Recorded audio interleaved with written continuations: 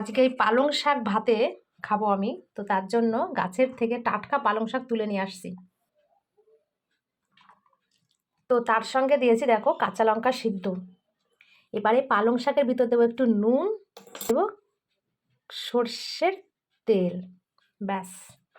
তো এই পালং শাক সিদ্ধ কিন্তু বেশ লাগে, খুব টেস্টি একটা খাবার, বিশেষ করে গরম ভাতের সঙ্গে তো কোনো কথাই হবে না, একদম মানে জমেই যাবে খাবারটা। তো অনেকদিন পর আজকে দুপুর একটু ভাত খেতে পাচ্ছি, টাটকা গরম ভাত। তো এই যে নিয়ে বসে পড়লাম গরম গরম ভাত। তো পালং শাক সিদ্ধ কিন্তু খুব সুন্দর লাগে খেতে। তো আমি আজকে মানে আমাদের গাছ থেকে তুলে নিয়ে তারপর সিদ্ধ দিয়েছিলাম। কদিন ধরেই খেতে ইচ্ছা করছে যে গরম ভাতের সঙ্গে একটু মানে পালং শাকটা সিদ্ধ দেবো। তো হসপিটালে দৌড়াতে দৌড়াতে না ঠিক মতন খাওয়ার সময়টা পাই না। তো আজকে বাড়িতে আছি, আজকে আর হসপিটালে যাইনি। ভাবলাম যে পালং শাক আজকে সিদ্ধ দিয়েই ভাত করি, তাহলে একটু গরম গরম খেতে পারবো। খেতে বসেছি আর তোমাদের দাদাভাইয়ের কথা অমনি মনে পড়ছে, কারণ ও একটু শাক খেতে পারলো না। তারপর তো পালং শাক সিদ্ধটা খুব ভালো খায়, তাই এখন বসেছি খেতে, খুব মনে পড়ছে ওর কথা।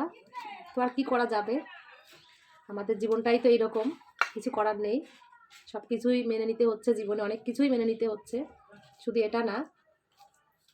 তো আর কি করব, তো আমার তো এখন খিদে পেয়েছে, খেতেই হবে, মনে করলে আর কি করা যাবে, কিছু করার নেই।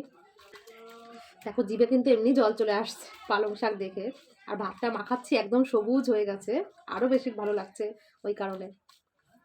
আর এই যে লঙ্কা সিদ্ধ দিয়েছি, এই লঙ্কাটা দিয়ে মাখবো, মানে ঝাল ঝাল করে খাওয়া হবে আজকে। তো তোমরা এই পালং শাক সিদ্ধ আমার মতন কে কে খেতে ভালোবাসো অবশ্যই আমাকে একটু বলবে। তো আমার কিন্তু বেশ ভালো লাগে এটা খেতে।